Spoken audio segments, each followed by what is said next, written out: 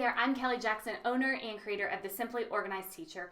This week I'm doing a really fun series where I am doing classroom audits of different classroom teachers. So what they've done is they sent me a quick 1-minute video of an area in their classroom that they are struggling to keep organized. I give them free feedback, ideas, recommendations on things that they can do to organize it just a little bit better, and you get to watch it and you get to get the ideas. So here we go, we're going to dive into today's video. We're going to be looking at Meredith's classroom, and she is going to show us this area back behind her small group teaching area that she needs some help organizing. So here we go. Let's watch what she has to say.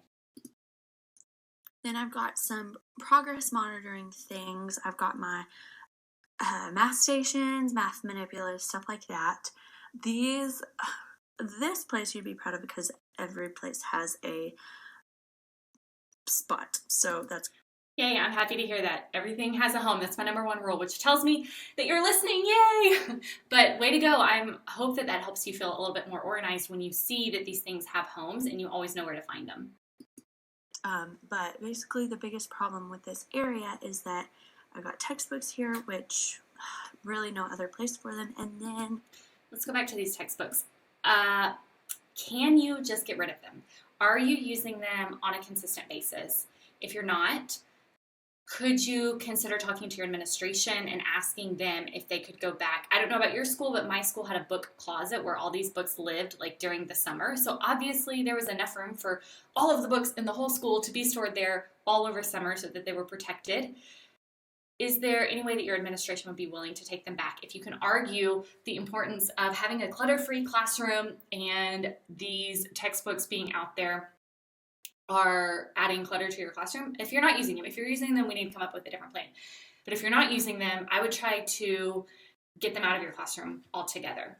And then if you are using them, I'm looking at the purple books down there. I have no idea where you teach at or what grade level you teach, but they look like books we had at our school too. And I'm wondering if they are the consumable books. Can they either be on students' desk or wherever you keep student materials, or can you send them home with students? Those are just a few ideas I'm having. Again, we're not having a direct conversation, so I can't ask you these questions and provide you answers in real time, but that would be one thing I would try doing, just getting rid of them. Other place for them. And then these bookshelves stink because they do not fit regular size binders. So that's really annoying. The first thing that comes to mind would be to just lay them on their back, and so they're stacked. They're gonna be like, I don't have a binder with me, but they're gonna be kind of going slanted down towards the back. But if you can lay them on their back and then have the label on the outside, I think that might help it look it's not ideal, but it's a little bit better than them being like slanted in there like that. And everything, which makes it look super sloppy. They slide around. So I love your help. Thank you so much. Okay, so when I look at this and you tell me what everything is going on here, I can see that you have systems and routines in place for this part of your classroom, which is really great. I think all that you really need is a little bit more of a cohesive look. So I'm wondering if you can organize. I see a lot of similar bins and baskets, but they're not necessarily with the same. Like, could you group all the blue baskets together? Could you group all the green baskets? Could you group all the milk crates? Instead of, like I see right here, this striped bin and this striped bin. Those could go on the same shelf right next to each other. I think just cohesively don't go out and buy more bins, using them in a way that has them, the ones that look similar to each other, next to each other, so it creates a little bit more of a streamlined look.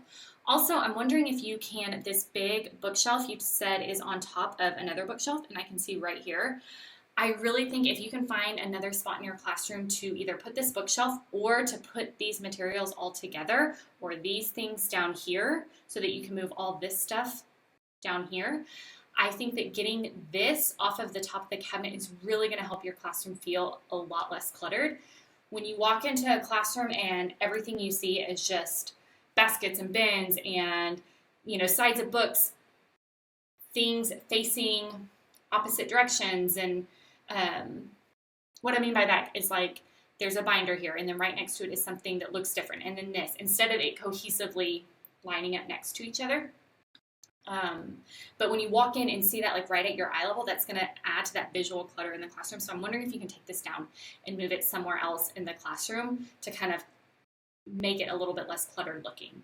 But overall, I think you've got all the routines and systems in place. I think you understand the importance of having homes for everything. I think it just, for you, is a matter of grouping things that look more alike together and organizing that way. I think is really going to help you. All right, thanks for sending this video. I hope it helps.